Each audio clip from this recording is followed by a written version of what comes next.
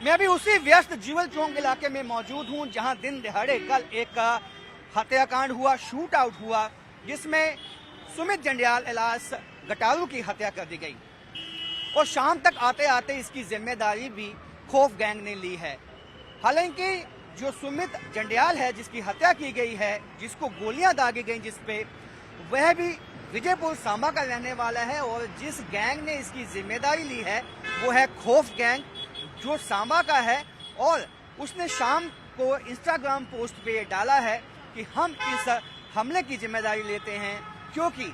गटारू ने उनके भाई शुन्नू की हत्या की थी। ये दोनों गैंग की जो रंजिश है, आपसी गुटों में जो रंजिश है, ये नई नहीं है। इससे पहले भी इन गुटों में ऐसा ही खूनी संघर्ष हो चुका है, लेकिन अभी काफी समय के बाद इस तरह की घटना घटित हुई है।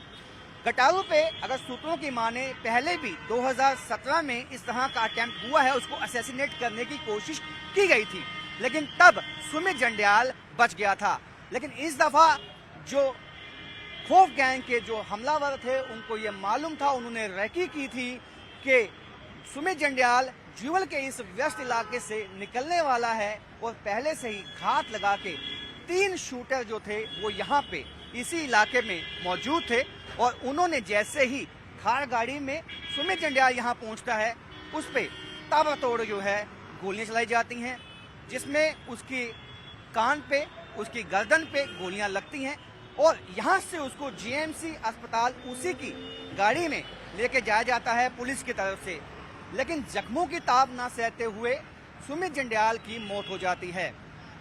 अब शाम को एक इंस्टाग्राम पे पोस्ट डाल के खौफ गैंग ने इसकी जिम्मेदारी ली है और ये कहा है कि हमने इसके लिए किसी को पैसे ना दिए हैं ना लिए हैं, ये हमने अपने भाई की हत्या का एक तरह से बदला लिया है। इससे ये बात लगती है कि जम्मू में अब वापस जो गैंगवार है उसकी शुरुआत हो गई है। इससे पहले भी कई दफा जम्मू में गैंगवार हुई हैं, लेकिन ये मामला बहुत ही चौंकाने वाला इसलिए बन जाता है, कुछ दिनों के बाद 26 जनवरी का जो इस यहाँ पे प्रोग्राम होने वाला है, स्टेडियम बिल्कुल पास है, नवाबाद पुलिस थाना भी यहाँ पे पास है और बेखौफ होकर जिस तरह से गोलियां चलाई गई हैं, ये यहाँ की कानून व्यवस्था पे काफी सवालिया निशान लगाता है। और जो अब इतनी वक्फे के बाद ये हत्याकांड हुआ है, इससे ये बातें भी साफ हो चुकी हैं कि ये मामला अब यहाँ पे थमने वाला नहीं है, क्योंकि सूत्रों की माने तो गटारू गैंग के भी काफी ऐसे लोग हैं, शूटर हैं,